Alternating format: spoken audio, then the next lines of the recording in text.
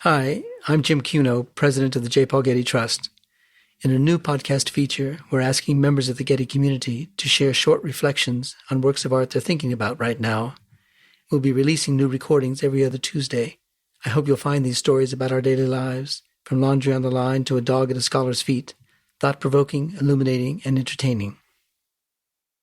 Hi, I'm Erin Fussell, and I work in digital preservation at the Getty Research Institute. I'm also an artist, and I need a lot of solitude in general in my life to think, process, and reflect in order to create. But this much alone time in my apartment during the pandemic has felt kind of insane, and I've really missed going out. So I've been thinking about this great series of photographs from the Los Angeles Women's Building Records collection that I recently digitized. This particular photo set documented a Valentine's Day event in 1978 called Dyke of Your Dreams, that turned a derogatory term directed at lesbian women on its head and made it empowering instead. These images show women playing music, doing a go-go type dance number, hamming it up for the camera, being sassy, sexy, cool. They look like they had so much fun together that night.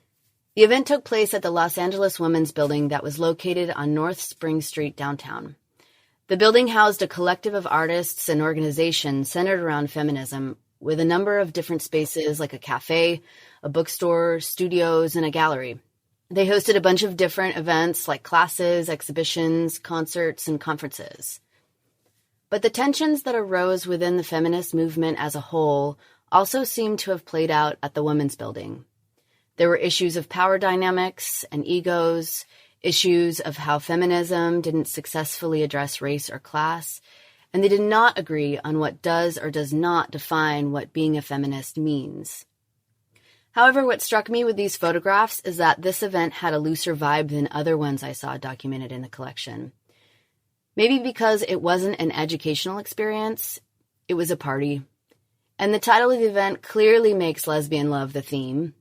And while I can't know exactly what that meant to them at the time, I do know that lesbian events were not typical, which makes them revolutionary to proudly host this one. And lastly, whatever their identities were, they came together that night to celebrate love for Valentine's Day. Dyke of Your Dreams happened in the same month and year that my parents eloped in Las Vegas, February 1978, and they're still together after all of these years. It makes me think about how cultivating love in our lives allows us to value each other because of our differences, fight for equality, and find connection in our shared humanity.